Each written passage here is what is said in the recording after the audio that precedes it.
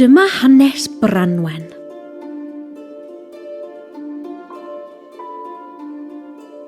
Roedd cawr o'r enw Bendigeidfran yn byw yng Nghymru. Roedd gyda fo chwaer o'r enw Branwen.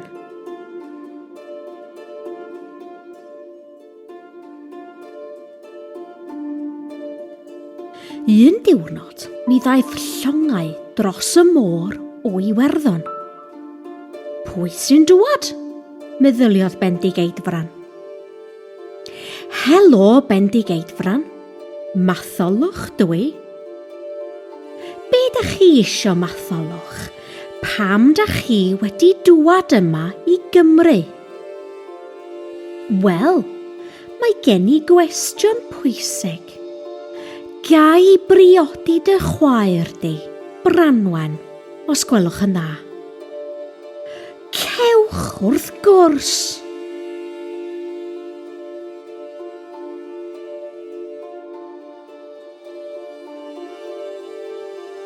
Mi wnaeth Matholwch a Branwen briodi yn syth, ac mi eithon nhw i Iwerddon i fyw mewn castell.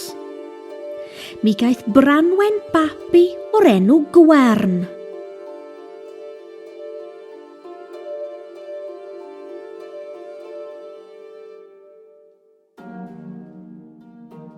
Ond doedd bywyd Branwen ddim yn hapus. Doedd Matholwch ddim yn caru Branwen. Roedd rhaid i Branwen weithio yn y gegin bob dydd, ac roedd y cogydd yn gas iawn i Branwen.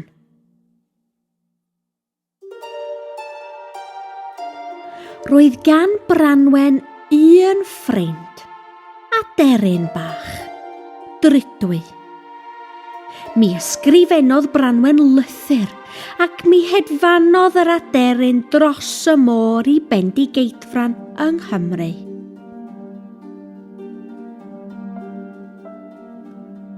Pan ddarllenodd Bendigeidfran y llythyr, doedd o ddim yn hapus o gwbl. Roedd o'n flin iawn. Mi benderfynodd fynd i Iwerddon i achub Branwen.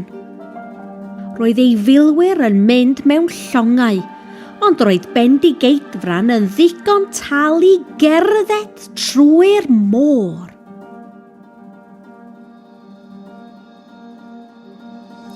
Mi gyrhaeddon nhw yn Iwerddon, ac mi ddechreuon nhw ymladd efo Matholwch a'i ddynion.